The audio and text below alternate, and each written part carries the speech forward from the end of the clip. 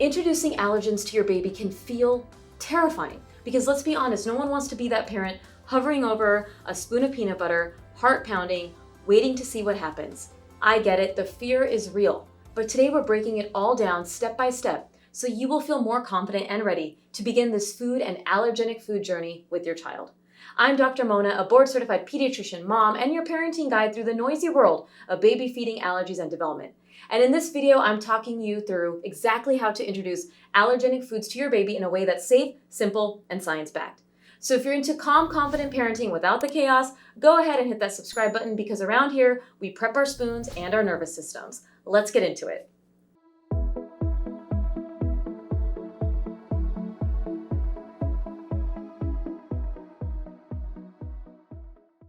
If you haven't watched part 1 of this series yet, go check it out after this or pause this video and go there now. I explained the LEAP study and why food allergies are rising in kids today. Here's the short version. The LEAP study found that introducing peanut between 4 and 11 months reduced peanut allergy risk by up to 81%. Bottom line, early, consistent exposure to allergenic foods matters. And while this study focused on peanut, the same logic applies to other top allergens: egg, milk, tree nuts, wheat, soy, sesame, fish, and shellfish. And if you want to dive deeper into the LEAP study itself, I'll link it in the description below for my fellow science lovers. The signs of readiness can vary a bit depending on whether you're starting with purees or baby-led weaning. And if you'd like a separate video breaking down these feeding styles, let me know in the comment section. The minimum age to start purees is 4 months, but they should also be showing signs of readiness listed here. And baby-led weaning requires an ability to sit with very minimal support, which is usually closer to 6 months, if not after, for them to be able to sit and reach for items. Now let's take a breath here, because with all the baby-led weaning hype online, it's easy to feel like you're behind if you don't do things a certain way. Let me reassure you that starting with purees is absolutely okay, especially for introducing allergens. In our home, we introduced allergens using purees first. Both my kids were showing interest in pureed food, and I knew they could safely handle these textures. Later, we transitioned to baby-led weaning at around 6 to 6.5 months. If your baby isn't quite showing these signs for self-feeding yet, but you're hoping to begin allergen exposure around 4 to 6 months, talk to your clinician about whether your baby is developmentally ready for spoon-fed purees. It's not about a perfect timeline, it's about safety, readiness, and confidence. Want to feel even more confident? Download my free Signs of Readiness handout and check out my Intro to Solids course. It's a calm step-by-step guide that supports your feeding style, no pressure, no perfection. All right. Deep breath, we're doing this. Here's exactly how to introduce allergenic foods safely. Pick a calm day when your baby is healthy, happy, and at home with you. Not at daycare, not right before a nap, just a chill day. Start with one allergen at a time. You don't need to wait 3 days between all new foods, but when introducing a potential allergen, keep it solo at first. Offer a small amount, about a 1/4 teaspoon, of the food in a safe form, and I'll break that down in this video soon. Monitor for 10 to 15 minutes, keeping your baby close and watching for any signs of reaction. You don't need to stare them down. That'll make them a little scared themselves, but you will just watch for any signs and symptoms. If they do well, you can offer them more of that food.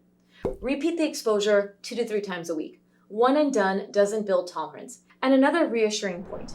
It is very unlikely that the first time your child has an allergic reaction that it will be something severe like anaphylaxis. This is why it's important to look for those minor signs, which I discussed in video 1 and will go over again in this video. Because if you see that minor signs, especially more than one of those, we want to make sure that we talk about it so we can get your child tested, evaluated, see if we need to avoid that food to avoid a potentially future higher concerning sign. So if your baby tolerates a new allergen more than once, this is a great sign. It doesn't mean food allergies can't happen after that, but after 2 to 3 exposures and your comfort, you can begin to mix allergenic foods in a day. Now, what are these top allergenic foods we're talking about? Milk, egg, peanut, tree nuts, wheat, soy, fish, shellfish, and sesame. These make up the majority of food allergies, and they're the ones we want to introduce early and often. But remember, solids is not just about allergenic foods introduction, but other foods too, so enjoy pairing it with items that make sense, such as avocado and egg, or peanut butter and banana. Whether you're using purees, baby-led weaning, or a mix, there are safe, age-appropriate ways to introduce each one. And remember, your family's cultural and dietary preferences matter. You might not eat fish or shellfish, you might be plant-based, that's okay. This is about informed, personalized decisions, not a checklist. Here are some safe ways to introduce peanut, whether you're doing puree or baby-led weaning.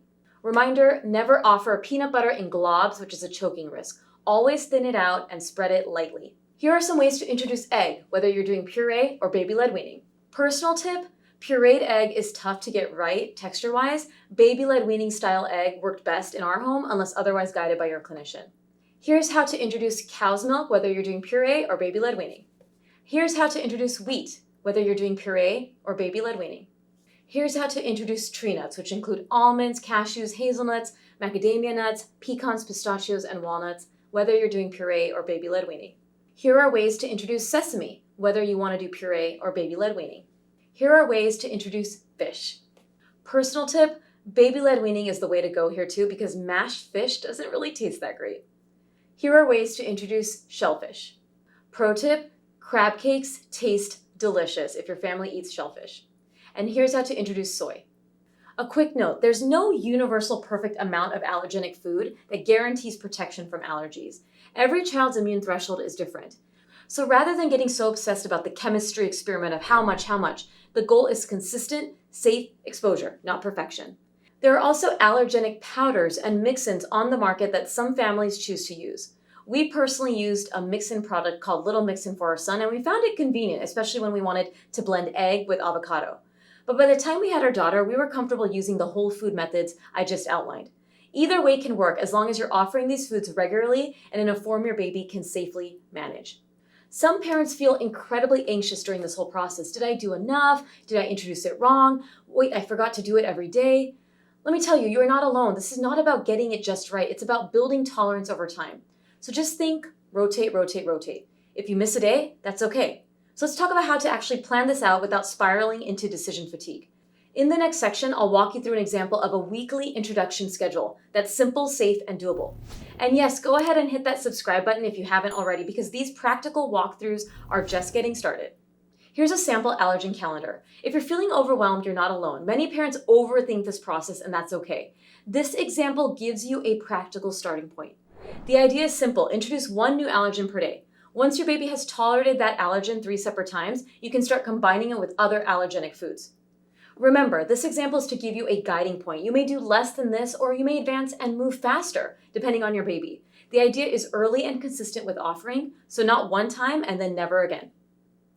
Start new allergens with breakfast or lunch and minimize it with dinner. And why? You'll have time to observe your baby during waking hours. If a reaction occurs, your pediatrician's office is more likely to be open to answer your concerns. It's far less stressful than dealing with a potential reaction at the end of the day.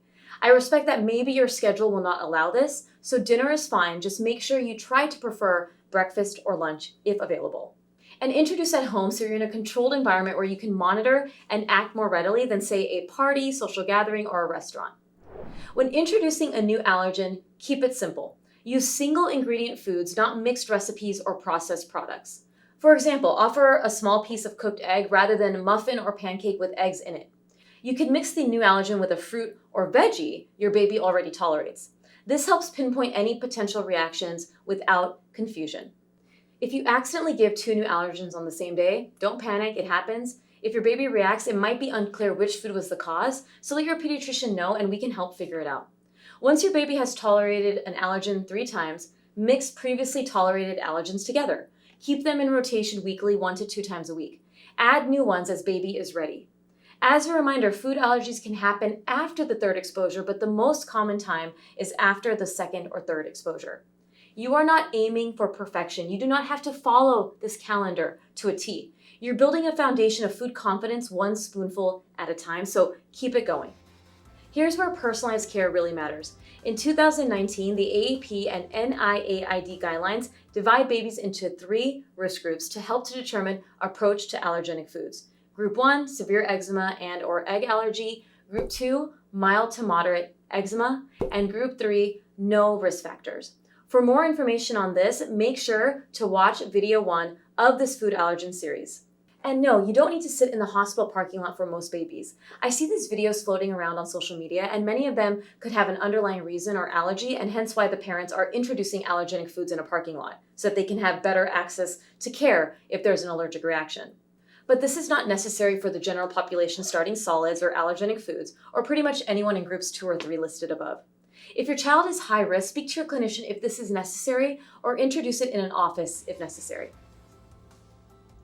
Now let's clear up some myths. You need to wait 3 days between foods. This is outdated. You can introduce 1 new allergen each day if your baby is healthy. They didn't like it, so I'm stopped trying. Keep trying. Repeated exposure helps build taste and tolerance, unless, of course, they have an allergic reaction. We'll just do this at daycare. Not for the first time. Always do the first or second, third exposures at home if you can. If my older child has a food allergy, my younger one will as well.